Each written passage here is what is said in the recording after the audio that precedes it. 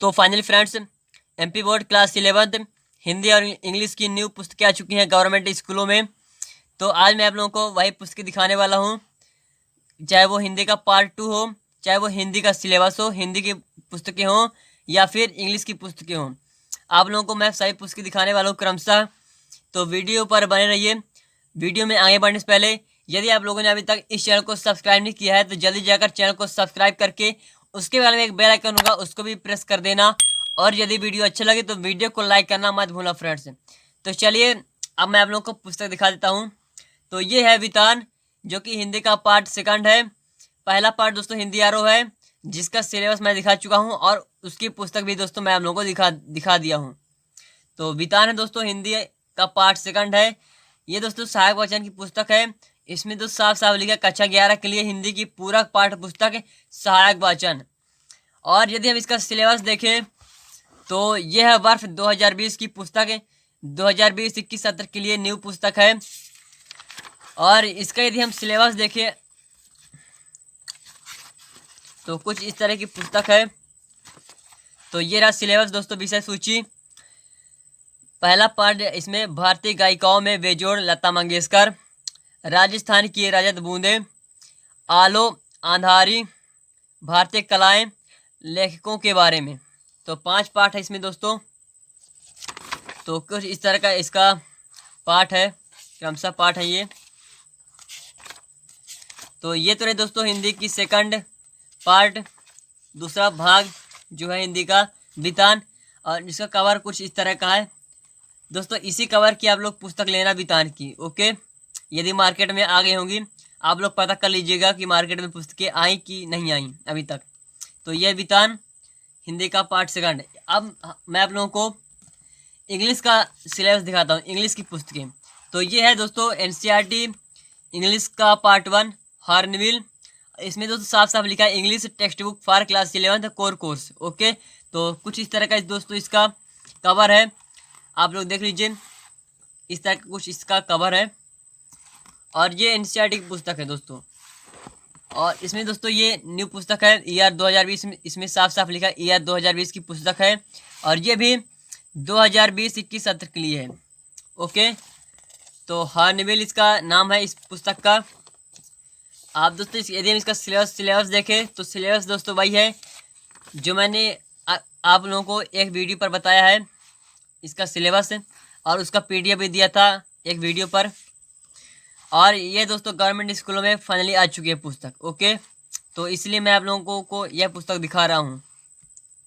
तो पहला पार्ट है the portrait of a lady, और फिर है ए फोटोग्राफ। दोस्तों पहले पार्ट में दोस्तों 2 पार्ट हैं।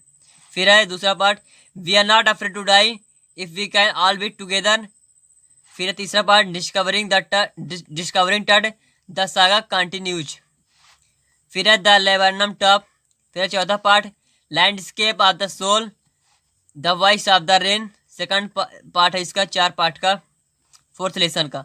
फिर है 5th lesson the ailing planet the green movement's role. फिर दोस्तों यदि हम और पार्ट देखें और लेसन देखें इसके तो द ब्राउनिंग वर्जन चाइल्डहुड, ये 6 लेसन के पार्ट हैं। फिर है 7th लेसन द एडवेंचर। फिर है लास्ट लेसन सिग रोड। फिर है फादर टू सन। तो कुछ इस तरह का इसका पार्ट है, लेसन है।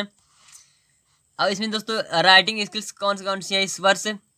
Note making, summarising, subtitling, essay writing, letter writing, creative writing, okay.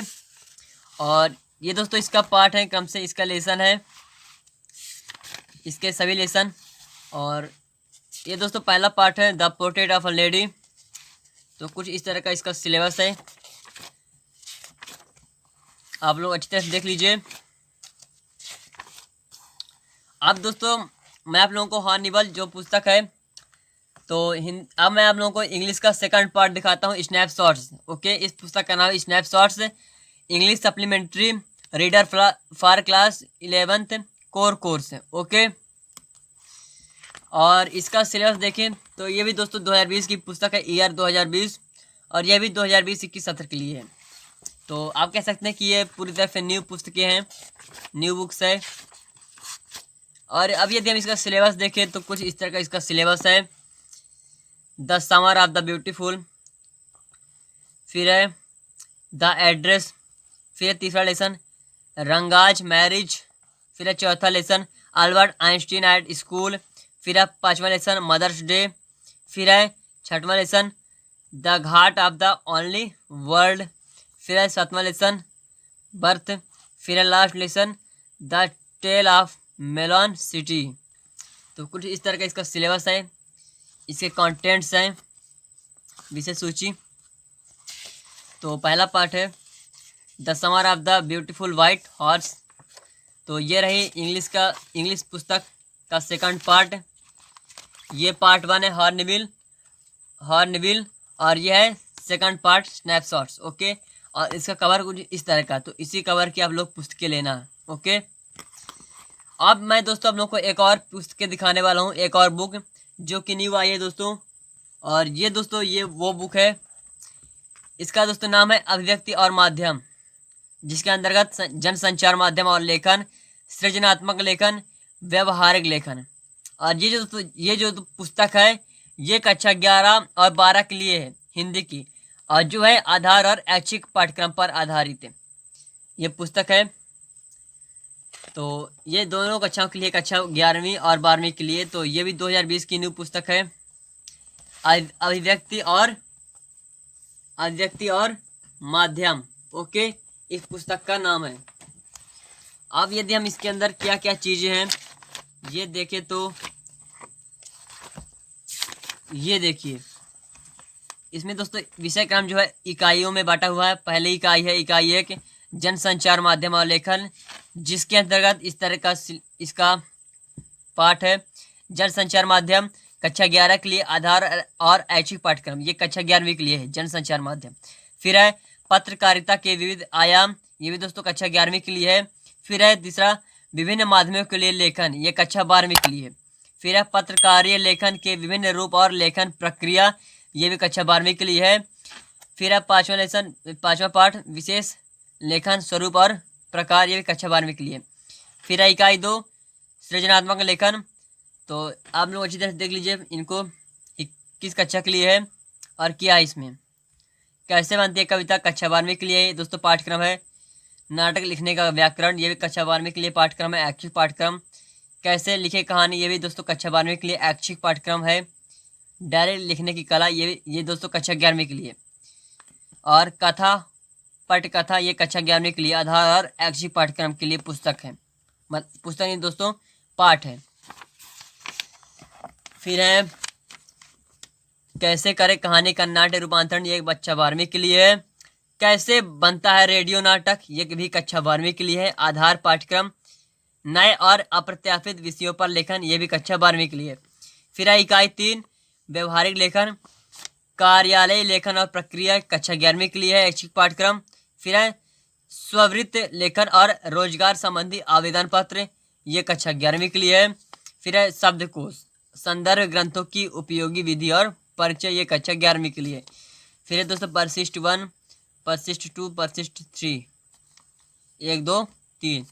तो यह है दोस्तों हिंदी की पुस्तक अभिव्यक्ति और माध्यम, कक्षा 11वीं और 12वीं के लिए है, जो कि आधार और ऐच्छिक पाठ्यक्रम पर है।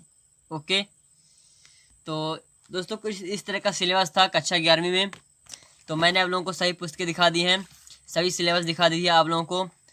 तो आप लोग दोस्तों अपने आसपास के मार्केट में पता कर लीजिएगा कि पुस्तकें अभी तक आई हैं कि नहीं आई हैं। दोस्तों पुस्तकें आई होंगी, आज आ गई होंगी, उम्मीद करता हूं। तो फ्रेंड्स, यदि वीडियो अच्छा लगे तो, जानकारी अच्छी लगे तो वीडियो को लाइक करना, चैनल को सब्सक्राइब जरूर करना। तो मिलते हैं नेक्स्ट वीडियो में, तब तक के लिए जय हिंद, जय भारत, वंदे मातरम।